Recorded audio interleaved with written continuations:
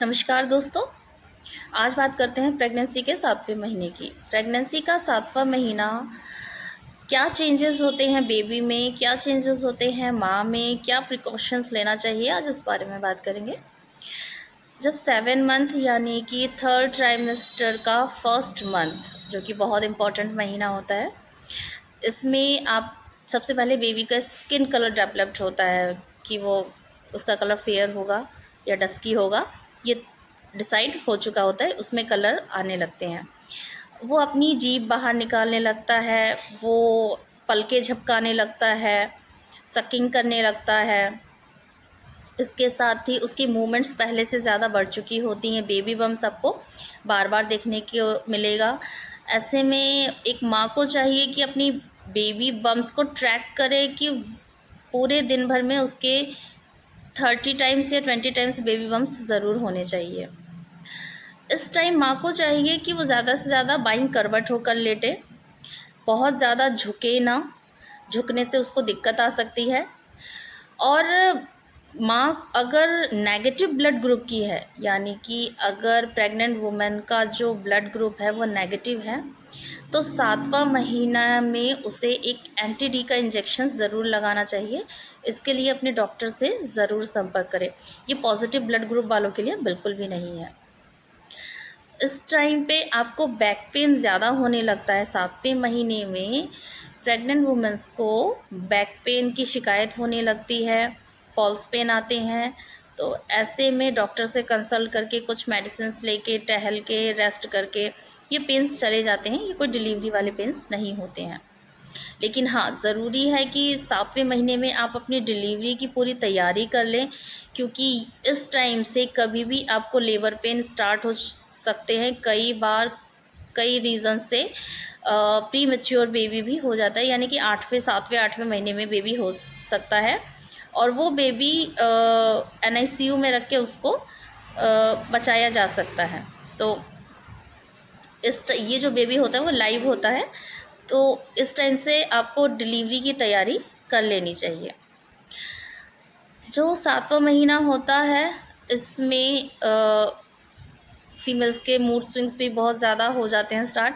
लेकिन कोशिश कीजिए कि हेल्दी खाना खाने की, जिससे आपकी डिलीवरी बहुत हेल्दी हो।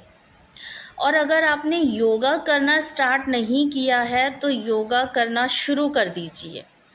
योगा करने से आपको आपका जो पेल्विक एरिया है वो खुलेगा, आपके मसल्स स्ट्रॉन्ग होंगे, तो आप अच्छे से डिलीवरी कर सकती हैं। क्योंकि इस टाइम सांस भी बहुत फूलती है, अगर आप थोड़ा सा चलेंगी तो सांस फूलती है।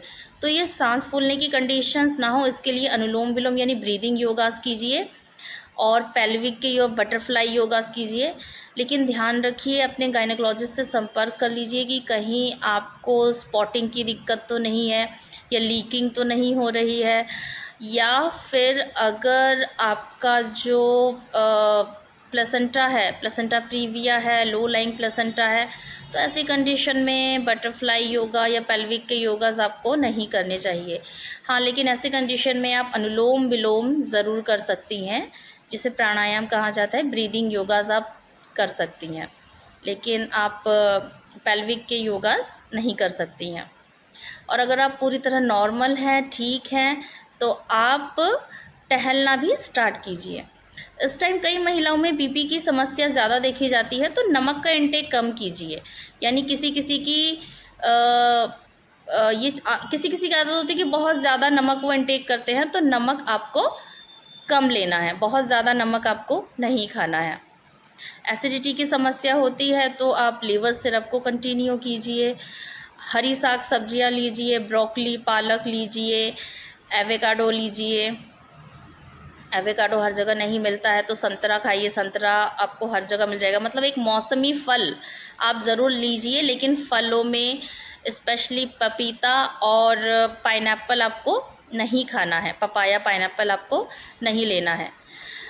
और अगर आपको लगता है कि आपको बहुत ज़्यादा एब्डोमेन पेन हो रहा है, वीकनेस बहुत ज़्यादा हो रही है, तो ज़रूर गायनेकोलॉजिस्ट से संपर्क कीजिए, और इस टाइम वो आपको मेडिसिन्स देंगी। कई बार आपको ड्रिप भी चढ़ाई जाती है।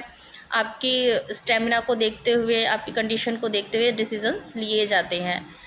आप 7 मंथ में आते ही आपको डॉक्टर के पास हर 15 डेज़ में ज़रूर जाना चाहिए। पहले आप शायद महीने में गायनेकोलॉजिस्ट से संपर्क कर रही थी कि first month, second month, 7 month आते ही हर 15 डेज़ में जाइए, ताकि आपका रूटीन चेकअप अच्छे से हो सके और अगर कोई प्रॉब्लम आती है तो उसका भी निदान हो सके। गायनेकोलॉजिस्ट इस टाइम हर 15 डेज़ में आपकी बेबी की जो हार्ट बीट है उनको चेक करती हैं, आपकी पल्स रेट चेक की जाती है, बीपी को चेक किया जाता है, ताकि जो लास्ट के 2 महीने हैं वो बहुत अच्छे से रहे और हेल्दी प्रेगनेंसी रहे आपकी, और आपकी जो डिलीवरी है वो बहुत स्मूथली और हेल्दी रहे। तो बहुत ज़रूरी है कि अपने डॉक्टर से संपर्क करके रहिए। साथ ही घरेलू जो ट्रीटमेंट है, बहुत बार आपको कहते हैं कि अगर पेन आ रहा है चलो कैस्टर ऑयल पी लो, ऐसा कुछ मत कीजिए। हाँ, आप घी का सेवन कीजिए, घी अच्छा है, घी लीजिए। इस टाइम आप खजूर खाइए, खजूर खाना 2-2 खजूर, डेट्स, नट्स खाना स्टार्ट कीजिए। हरी साग सब्जी लीजिए। अगर आपको नॉनवेज पसंद है तो नॉनवेज का इंटेक भी कीजिए, लेकिन बहुत ज़्यादा मात्रा में नहीं, कम मात्रा में। आम का सेवन करना है तो पूरे दिन भर में 1 आम ही खाइए। ये कई बार कुछ पेशेंट को एसिडिटी या एब्डोमेन पेन बहुत ज़्यादा क्रिएट कर देता है, तो ऑफ कोर्स आपकी बेबी के लिए भी दिक्कत की बात होगी। तो छोटी-छोटी चीज़ों का ध्यान रखिए और अपनी प्रेगनेंसी को हेल्दी रखिए। Thank you, have a nice day.